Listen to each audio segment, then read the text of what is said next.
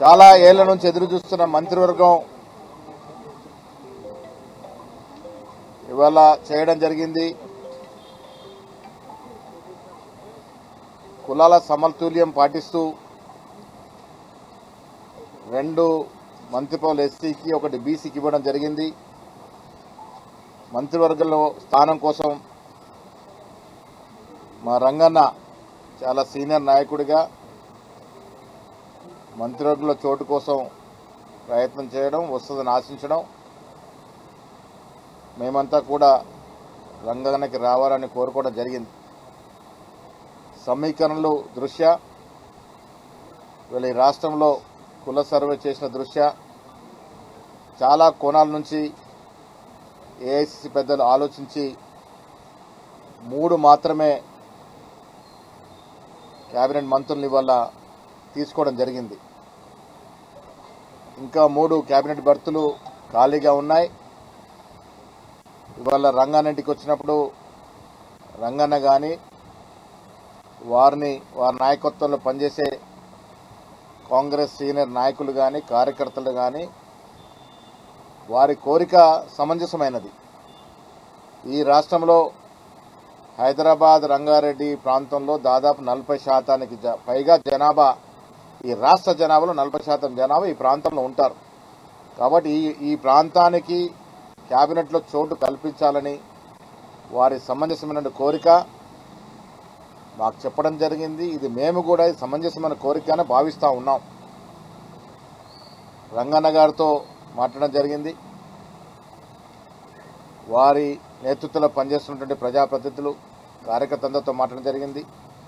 వారి ఆవేదన, వారి బాధని కూడా వినడం జరిగింది. ఇవన్నీ కూడా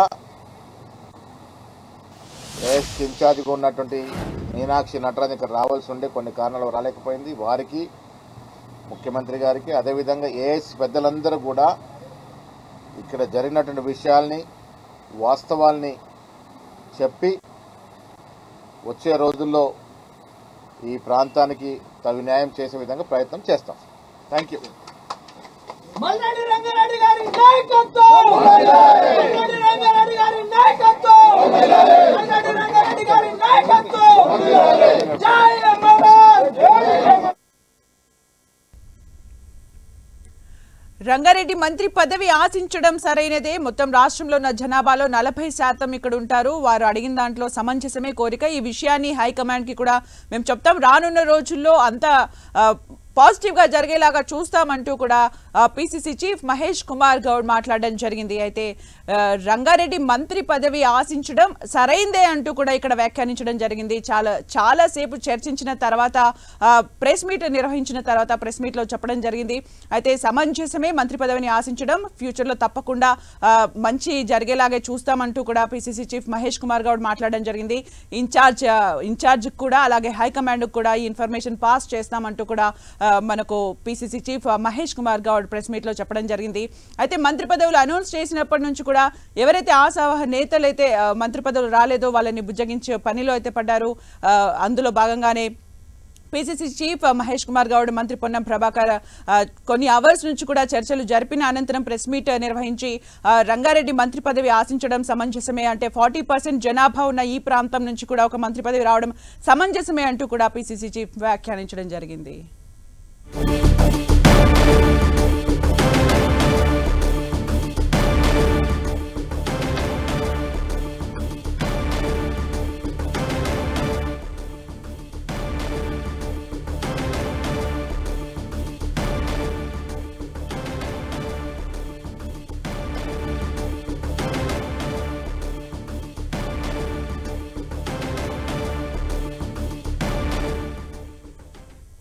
మంత్రి పదవి గురించి మల్రెడ్డి రంగారెడ్డి చాలా ఆశించారు. రంగారెడ్డికి మంత్రి పదవి ఆశించడం సరైందే అంటూ కూడా పిసిసి చీఫ్ మహేష్ కుమార్ గౌడ్ మాట్లాడడం జరిగింది. అయితే ఈ విషయాన్ని కూడా హైకమాండ్ కి చేరవేస్తామని చెప్పారు. ఇప్పటి వరకు కూడా సమతుల్యం పాటిస్తూ మంత్రివర్గ విస్తరణ చేస్తూ వస్తున్నామంటూ కూడా మహేష్ కుమార్ గౌడ్ ఈ సందర్భంగా వ్యాఖ్యానించారు. మంత్రి పదవి గురించి మల్రెడ్డి రంగారెడ్డి చాలా ఆశించారని, అందులో న్యాయం ఉంది అంటూ కూడా పిసిసి చీఫ్ మహేష్ కుమార్ గౌడ్ వ్యాఖ్యానించారు.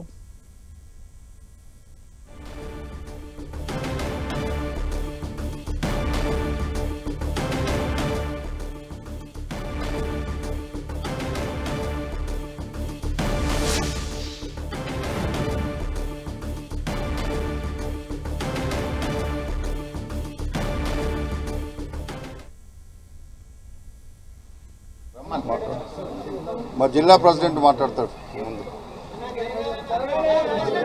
కొద్దిగా జరగండి, వెనకాల జరగండి.